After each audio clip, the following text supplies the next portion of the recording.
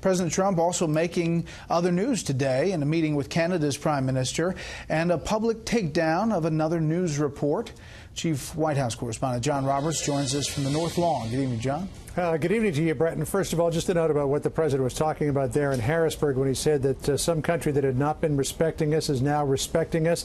Check with officials here at the White House. Something is definitely up. They're not ready to talk about it just yet, but hopefully they will be soon. Now, to the other matter at hand, the president has long complained that he doesn't get a fair shake from many members of the media. Today, he had some high-powered help in pushing back against the latest episode of what the president calls fake news. In the Oval Office with Canadian Prime Minister Justin Trudeau today, President Trump denounced in the strongest terms an NBC News report that he had asked for a tenfold increase in the nation's nuclear arsenal. No, I never discussed increasing it. I want it in perfect shape. That was just fake news by NBC, which gives a lot of fake news lately. No, I never discussed it. The president got some backup from his Secretary of Defense. In a statement, James Mattis saying, quote, "Recent reports that the president called for an increase in the U.S. nuclear arsenal are absolutely false. This kind of erroneous reporting is irresponsible."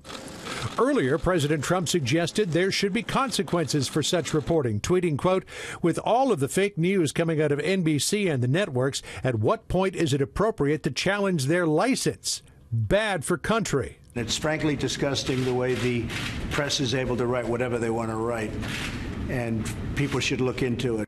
The president also weighed in on North Korea for the first time since a meeting with his top national security advisors yesterday.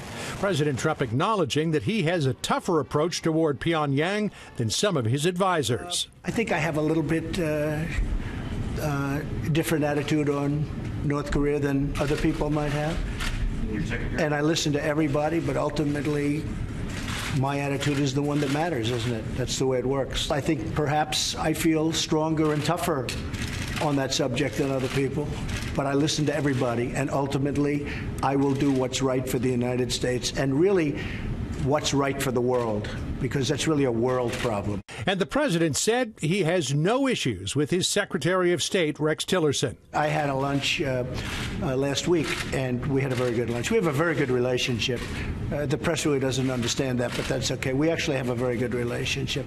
In the president's meeting with the Canadian Prime Minister, NAFTA was at the center of the table. President Trump insisting that the friendship between the two leaders is on solid ground, even if the trade agreement isn't. We're negotiating a NAFTA deal.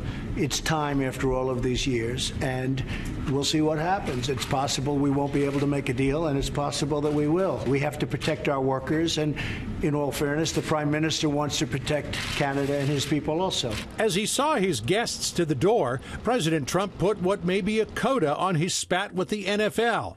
The president tweeted this morning, "It is about time that Roger Goodell of the NFL is finally demanding that all players stand for our great national anthem. Respect our country." At the West Wing entrance, the president gave the league a thumbs up. Very good reaction. And the president made more news today, announcing his new nominee to be the replacement Department of Homeland Security Secretary.